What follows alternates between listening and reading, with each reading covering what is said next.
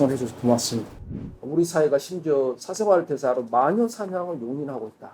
우리 사회에 다 마녀 사냥이 잘못이라고 얘기 안 하는 사람이 누가 있습니까? 근데 놀랍게도 사생활 대상으로 마녀 사냥은 그냥 용인하는 거예요. 아, 그거는 그냥 우리 사회가 원래 그런 건데 뭐 이런 식이죠. 잘못이 없는 사람을 억울한 사람이 지금 이 마녀 사냥 용인되는 얼마나 많은 사람이 지금 죽어가고 있다 이렇게 딱 깨닫게 된 거예요. 근데 그 구체적인 수치를 그때는 별로 어느 정도 죽을까 매일 그런 거 생각을 못했어요.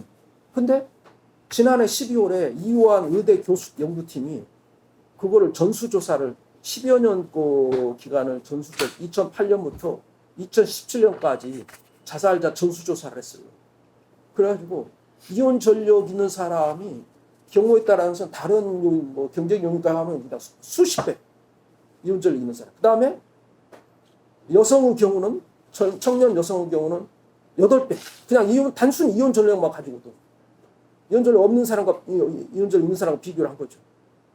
야, 저는 제가 이혼 전력 있는 사람이 이렇게 자살하는 게 비율이라든가 그 차이가 몇 배 정도 차이, 무슨 2-3배 차이 이렇게 생각을 했지. 8배 차이 젊은 여성이 끔찍한 거죠. 그 죽음의 땅이 돼버렸다. 이 끔찍한 땅인데 다 외면하는 거예요. 마녀 사냥 죽을 때까지 하는 거니까 죽는 거잖아, 지금. 그 다음에 왜 그게 지금 사람들이 모르겠냐? 다 셧더 마우스 외면하고 언론도 다 외면하고 이 사생활의 자유에 대한 제 생각이 우리 사회에 공직에서 다 누구나 무슨 얘기를 해왔냐면은 이거는 우리는 공직은 모범을 보여야 되기 때문에 사생활의 자유가 인정이 안 되지만은 민간은 사생활의 자유가 다 인정이 되고 있다. 거꾸로 말해. 이렇게. 예. 나는 그게 그대로 그냥 믿었어요, 첫째. 지금도 그리고 다 지금 이 기득권자라든가 뭐 정치인을 포함해서 다 공직자들이 다 지금 그렇게 제가 바보여서 저 혼자만 그렇게 속았겠습니까? 그렇지 않은 사람이 소수가 있을 수 있지만 다 지금 그런 프레임으로 우리 사회를 지금 쳐다보면서 지금 그렇게 하고 있습니다. 그런데 그렇지 않다는 것을 제가 2021년 7월, 그러니까 작년도 아니라 재작년 7월에서 알게 된 거예요.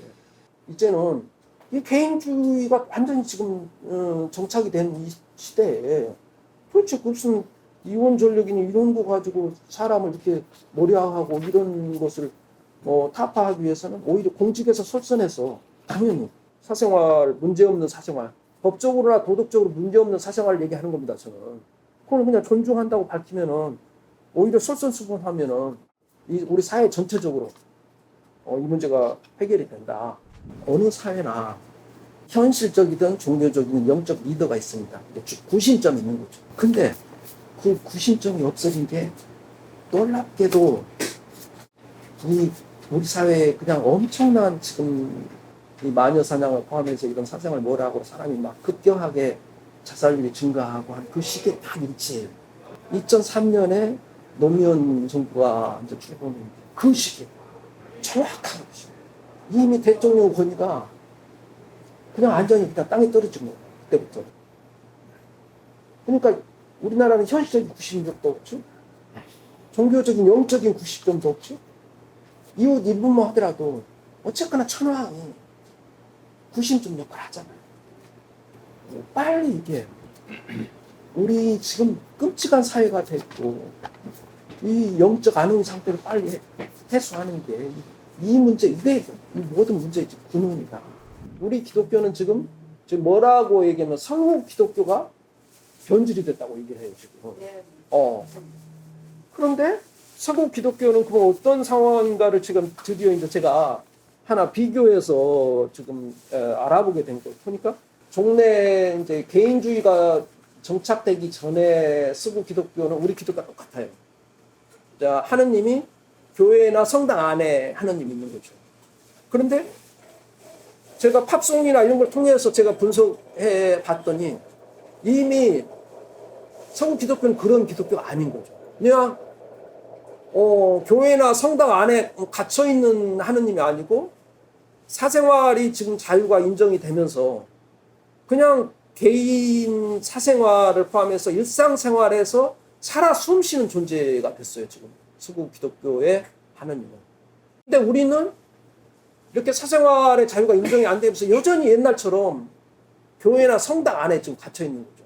근데 이게 과거에 개인주의가 도래하기 전에는 그게 무슨 뭐 이상할 게 없는 거예요. 다 공동체 문화고. 그럼요? 당연히 그냥 교회나 성당 안에 있는 게 맞는 거죠, 지금. 뭐 일상 사생활 뭐 여기에 있는 게 좀 이상하다고 할 수도 있죠, 사실은. 지금은 개인주의가 됐으니까 진짜 사생활을 포함해서 일상생활에 살아 숨쉬는 하는 게 맞는 거죠. 저는 정말 궁금한 게 지금 국가적 이익의 근원을 밝히고 해결책을 제시하는 누가 지금 사람들, 언론이나 사람들 중에, 그러니까 지금 기득권자들이 딱 뭐 이걸 알면서도 이렇게 하는 사람이 분명히 있는 반면에 대다수 사람들은 도대체 무슨 원인이 뭔지 모르겠다. 이런 사람. 언론에도 그런 표현을 많이 나오거든요. 모른다, 우리가. 원인이 뭔지 몰라서 지금 이러는 거 아니냐. 이런 게 대다수예요. 그럼 나는 내가 어찌 해서 이렇게 서구 사회과 비교해가지고 이게 근원이고 이게 해결책이 이겁니다. 이렇게 했으면 이걸 검증을 해줘야 되는데 지금 우리나라 출산율에 지금 차이라는 게 이렇게 프로테이지를 우리가 보면은요. 이 서구의 OECD 국가들 기준으로 한 1.6명이 합계 출산의 평균이. 근데 우리나라가 지금 0.78 뭐 이렇게 막 계속 좀 떨어지잖아요. 그 구성에 있어서 어디에 차이가 있냐면은 단순하게 비혼 출산율이 지금 그러면 그 나라들이 보통 한 30% 이상이 돼요. 그런데 그것만 차이가 있는 게 아니에요. 혼인 출산율 중에도 그 나라들은 분명히 초혼의 출산율이 한 40% 정도에 불과하고 재혼 이상 출산율이 한 30% 정도는 된다고 봐요. 왜냐면은 비혼 출산율이 30% 정도 차지한다고 할 정도면은 당연히 재혼 이상 해서 태어난 애들의 비중도 한 30% 정도 된다고 보는 게 누가 봐도 합리적이잖아요. 우리나라 그러면 한번 우리가 따져봅시다. 재혼 이상 해서 지금 저 같은 불행한 개인사에 불과한 걸 마녀 사냥에 이렇게 완전히 끔찍한 이런 오랜 시간 고군분투가 지금 이게 풀리지도 않고 계속되고 있는데 우리 사회 전체 문제를 제 개인 문제를 절대 보지 마시고 제 문제를 고리로 해서 우리 사회 문제를 제가 고민하는 거예요. 우리 사회 현실이 어떨 거냐. 당연히 재혼 이상 출산율도 무슨 몇 프로가 안 될 거다. 절대 10% 이상 안 되고 무슨 뭐 몇 프로에 불과할 거다. 지금 비혼 출산율이 한 3%가 안 되거든요. 이것도 그냥 그 정도 숫자에 불과할 거다. 내가 이렇게 본다는 거죠. 당연히 외국처럼 재혼 이상 출산율도 그렇게 좀 올라갈 수 있도록 하는 게 누가 봐도 맞는 건데 그거를 그냥 두드러 강제로 좀 막고 있는 거예요. 아들을 고민하다가 이혼을 했다는 것은 더 이상 내가 네 직장에서 무슨 뭐 출세나 승진이나 이런 걸 연연하지 않겠다는 각오 아니면은 설명이 안 되는 거 있잖아요. 이미 고위직이었고 제가.